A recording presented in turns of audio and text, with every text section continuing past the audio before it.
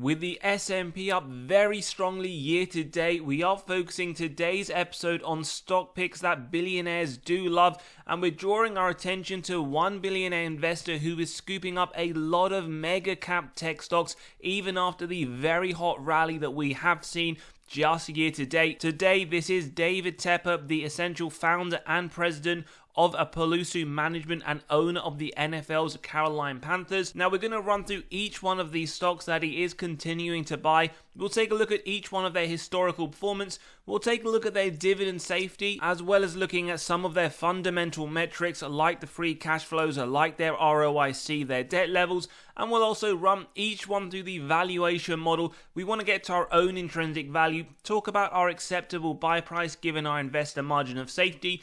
Not only just look at Wall Street and their forecasts over the next 12 months, but we want to explain where the valuation is coming from. We'll look at 3 different growth rates, a low, medium, and high, so that you can also see whether or not you agree and what you expect the price to be over the longer term. So jumping into the first one, we do have Alphabet, and we can clearly see 2 double buy ratings, Seeking Alpha as well as Wall Street, 1 hold from Quant. It is trading right there towards their 52-week high. It does offer a yield, although marginal, at 0.11%, and the forward P around 23.84, S&P right now at 22.5. Also, we will consider the sector P as well for more relevancy. In terms of the year performance, well, up 49% over the last 12 months. If you've been a long-term shareholder, you would be up 513%. Now, they have just started to pay a dividend, but we can see the score already looking at 80 safe. And on a forwards looking, it does sit around 0.45%. In terms of the market cap, well, 2.22 trillion. It is a mega cap company, and when we do take a look at their recessionary metrics, they didn't pay a dividend, so we don't have the comparative data, but they had around plus 8.4% sales, significantly above the average of the S&P that did sit around negative 12. Now, in terms of dividend yield theory, it is one we do look at. Gives us an undervaluation signal when the yield sits above the 5-year average. However, given the fact they've just started to pay a dividend, there is no relevancy here. And on a forward P basis, they are trading 23.4, pretty much in line with the 5-year average of 23.5, but it does sit higher than the communications of 18.6. In terms of looking at the free cash flow payout, now very briefly, but what we typically like to see, below 60%, and that does give us faith moving forwards. We can see double-digit dividend increases. Nice to note that it is very low at 12%. Therefore, for Alphabet, we are expecting them to be a company that offers double-digit increases year on year. In terms of the free cash flow, what we want to see here is very strong increases that are consistent over the longer term. Now, we do know they have increased it more than 5 times over the last 10 years. And again, the upward trend is expected to continue into the next 12 months. In terms of the sales growth, well, 3 to 7% is what we typically look for on our deep dives. They've pretty much increased their top line double digit every single year, other than the more recent year of 2023. On a trailing 12-month basis, though, 12% is looking good. And there we have the numericals of their essential top line. As we can see, in fact, more than 4 times growth over the last 10 years. And whilst we love it when companies do those share buybacks, returning excess cash to investor pockets, we can see they have issued shares as well over the last 10 years, but the net position is essentially share buybacks, which is great to see, and they have accelerated that just over the last few years. In terms of the ROIC, as always, we want to see a minimum of 10%. This is a very good metric at identifying high quality companies. We want to see 10% or more. Give us faith management are able to effectively allocate their capital. The last 3 years looking very strong, 30% on a trailing 12-month basis, making it incredibly attractive for potential investors. Operating margin, well, again, very strong, consistently above the minimums, and in fact some operational efficiency. It has increased from 26 in 2014, 29 in the more recent year. And again, we do have a free cash flow machine. This is one that very strong, consistent free cash flows, 23% in 2023, well above the minimum 5% that we do want to see for companies in general. Now, to finish off with a very strong metric, the net debt to EBITDA, earnings before interest, tax, depreciation, amortization. Now, this correlates to dividend safety, but that isn't a worry for Alphabet just yet. The other thing it correlates to is the balance sheet strength. Below 3 is what we do want to see. And remember, the numbers below, which for Alphabet is 0, does show us the number of years or days that it would take the company to pay off all of their debt net of cash on hand. It wouldn't even take them 1 across the last 10 years and over the next 12 months, so a phenomenally strong balance sheet. So let's jump into the valuation for Alphabet. As always, if you do enjoy the content, values being provided, do smash that like button and hit that subscribe so you can be continually notified of these videos as they drop. Now we have the free cash flow growth for Alphabet over the last 10 years. Average growth rate sitting at 24.2%. Forward looking, we've gone for our first rate, which is a low rate of 10%. With the discount rate, we get the present value of future free cash flows and terminal value. Add together with the cash, subtract total debt, get to the equity value, divide by those shares outstanding, and we can see an undervaluation signal. Now that is essentially if you do believe that 10% moving forwards is reasonable, and that essentially gives us implied upside of 5%.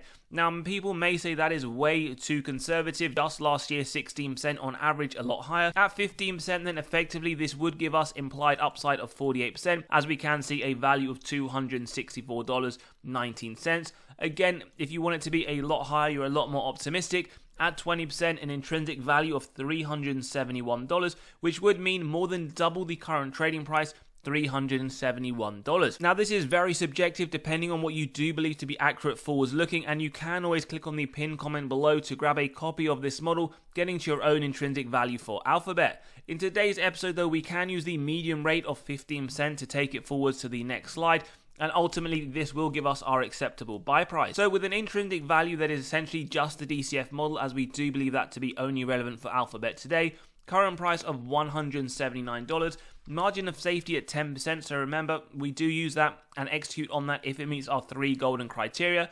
A wide moat, strong financial metrics, and good forward-looking data. If you do believe that to be accurate, well then an acceptable buy at $238. Then we keep going till it's near the current trading price, and in today's episode we can see not at a 35% MOS level just yet.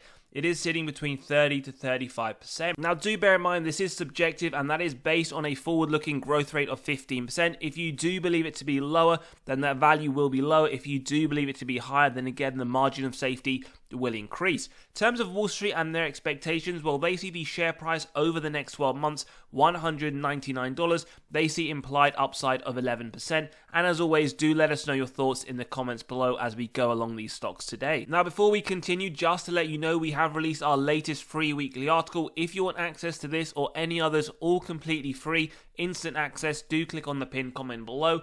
For example, if you want to see the websites, the screeners we use to identify high quality companies, this article will explain everything there. And if you want to see one of our more recent articles on 12 high quality undervalued dividend stocks, again, you can click and read straight away. So the next stock we have is Oracle Corporation. Now we do have a double buy signal and a hold from Quant. It is trading right there towards its 52-week high with a yield of 1.13% and a forward PE pretty much sitting in line with the S&P. Now over the last 12 months, it is up around 16%, and if you're a longer term shareholder, well, you would be up 249%. We see a dividend safety score of 90. It does look to be very safe. Market cap 390 billion. We are talking about a mega cap company, and it was reaffirmed just earlier this year that a dividend cut does look to be highly unlikely for Oracle Corporation. Now, they didn't pay a dividend, so no comparative data in the last recession, but they had above average growth, and they also outperformed the S&P, negative 39, S&P coming in at negative 55. Now, we haven't had a dividend increase just yet, so we are waiting for one,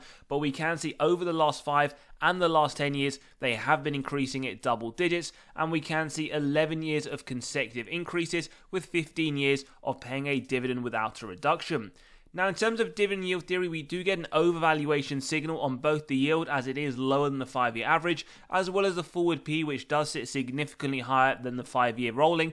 And when we do compare it to the information technology, Oracle does in fact sit below at 22.6. But bear in mind, we don't look at any of these models in singularity. We will conclude later on. In terms of the free cash flow payout, then below 60%, as we can see here, 69 in 2022. Since then, it has come down. Nice to note 37 in 2024, although we can see it expected to increase slightly to 51% in 2025. In terms of the free cash flow per share, well, we do see it increase over the longer term. A little bit of inconsistency, especially a large drop into 2022. Since then, even though it has rebounded nice to $4.30, it is anticipated to drop over the next 12 months. In terms of sales growth, well, as always, with that 3 to 7%, it is something we see over the more recent period from 21 to 24, but prior to that, we can see a fair amount of inconsistency, with 2 years being negative to the top line. In terms of numericals, then, we can see that it has been increasing over longer term, and they have been doing a lot of share buybacks, going from 4.5 billion in 2015 down to around 2.82 in 2024, although we can see from 23 to 24 they did issue a trivial amount of shares. In terms of the ROIC, well, nice to note the consistency above that 10% that we want to see, 15% in the more recent year. And when we do take a look at the operating margin, not something we quite like to see. We would say operational inefficiency, as the margins has decreased over the last 10 years. Nice to note that even though the free cash flow margin has also decreased from the mid-30s, 23% in 2024 is still very strong and has rebounded from the lows of 2022. In terms of the net debt to EBITDA, well, 3.13 in 2024, a little bit too high. We do want to see below 3. Nice to note that over the next 12 months, it is expected to reduce down to 2.7. So let's get into it for Oracle. If you believe 10% as a growth rate, we can see the intrinsic value would show some significant overvaluation. Do bear in mind the average is sitting around 0.5%, and therefore that would be implied downside of negative 51%. If you believe it should be higher, around 15%, well, we can see again overvaluation for Oracle, and this therefore means implied downside of negative 21%. For those that believe these numbers are way too conservative, at 20% we can see our first undervaluation signal for ORCL, and therefore implying upside of 20%. Now, we will go for the medium rate of 15%, so you already know here that this will be showing an overvaluation signal, and therefore if you believe 15% is more accurate, then this company is trading with a significant premium. Therefore, our margin of safety in today's episode won't work, but for those that believe that that is accurate and want a 10% MOS, you would be looking for around $100. In terms of Wall Street, whether or not they agree, they pretty much see the fair value over the next 12 months going around $150. They see very minimal upside at 6%, but again, do let us know. This is the first time we have reviewed this, and if you do want a deeper dive, we can certainly take a look. We then move on to Amazon, which we have a strong buy rating from Wall Street, a buy from Seeking Alpha, a hold from Quant, another one trading towards its 52-week highs, and we can see a forward P around 42. This is the first one today that doesn't pay a dividend, and we can see strong performance over the last 12 months, up 51%, over the last 10 years, up more than 1,000%, so a very strong historical company. In terms of the free cash flow metrics, well, other than 21-22 where they were free cash flow negative, it has been consistently increasing over the longer term, and this is one company that expects its free cash flow to really rocket from 24 beyond. In terms of sales growth, well, strong double-digit revenue again, 2022 still high single-digit, 12% in 2023, again looking very strong for this corporation, and we can see some phenomenal growth over the longer term, although we do want to point out that they have diluted your position over the longer term, but again, with a share price return over the last 10 years of over 1,000%, you probably wouldn't really care about. In terms of the ROIC, very, very inconsistent, as always 10%, that is what we do get in 2023, 13% on a trailing 12-month basis, so hopefully we can start to see some consistency moving forwards. In terms of the margins, again, we do want to see a minimum of around 12%, so the fact it has been very low isn't great to note. The positive to take, though, is that it has been increasing, 8% as well on a trailing 12-month. Free cash flow margin, minimum 5%, again, pretty much what we do see, bar the 2 negative years, 8% as well expected on that trailing 12-month basis. And in terms of the net debt to EBITDA, well, below 3 is what we want to see. That is what we get, 0.61 in 23, 0.49 over the next 12 months. It is looking very solid with respect to its balance sheet. Now, in terms of the valuation, we do have the average around negative 3%, although it has been skewed due to the fact that, as we can see, it goes from negative to very large positives in some years. With that discount rate, again, we do get that intrinsic value at $135. Now, bear in mind, this is if you believe the growth rate will be 15%, although analysts are expecting some massive growth rates from Amazon over the next 10 years.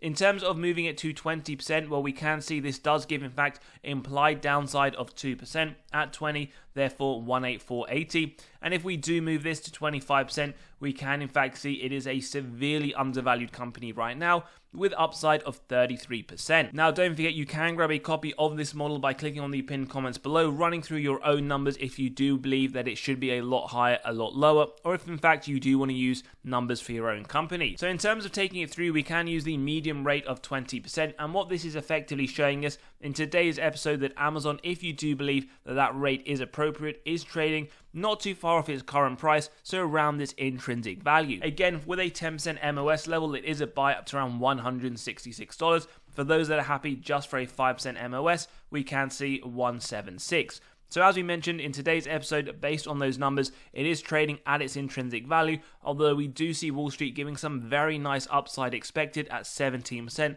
and a price target of $222. Fourth stock that we have is Broadcom. Now do remember they are having a 10-for-1 stock split soon.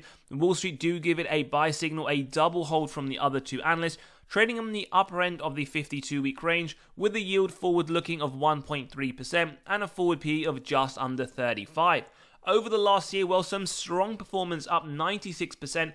Over the last 10 years, absolutely phenomenal, over 2,000%, 229550. In terms of dividend safety score, well, 67, it does look to be safe. Market cap 772 billion, a mega cap company, and it was reaffirmed not too long ago. Dividend cut looking unlikely. Now, last recession, just to note, they did have pretty much in line with the S&P at negative 12%. One of the best things about this company, other than the share price return, are those consistent double-digit increases to their dividend, 36% on average over the last 10 years, and they have been paying a dividend for the last 13.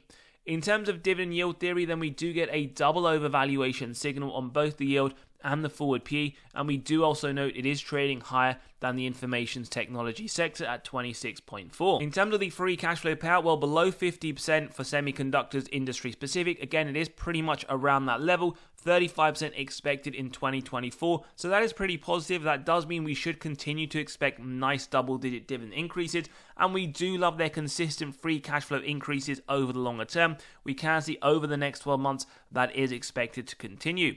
In terms of the sales growth, again, nearly double digit every single year. This is a very strong company, not just looking good for the other metrics we've just gone through, but also on their sales growth. And we can in fact see over the longer term that top line revenue has been increasing. They have, however, again, similar to other companies we reviewed today, diluted your position over the longer term. But as always, when you do take a look at their share price return, you probably wouldn't really care about that right now. In terms of the ROIC, well, again, a little bit inconsistent here. We do have the last 3 years looking very, very strong, although some years in between we do see mid-single digit. In terms of margins, this is exactly what we want to see, increasing over the longer term. 43-46% over the last 2 years, looking very nice to note. And this is also a free cash flow machine just over the last few years in the low 50s. This is a very strong signal of a high quality company. And in terms of the net debt to EBITDA, 1.1 over the last year. We do know that it is expected to increase. That is probably why we do see one of the lower dividend safety scores today.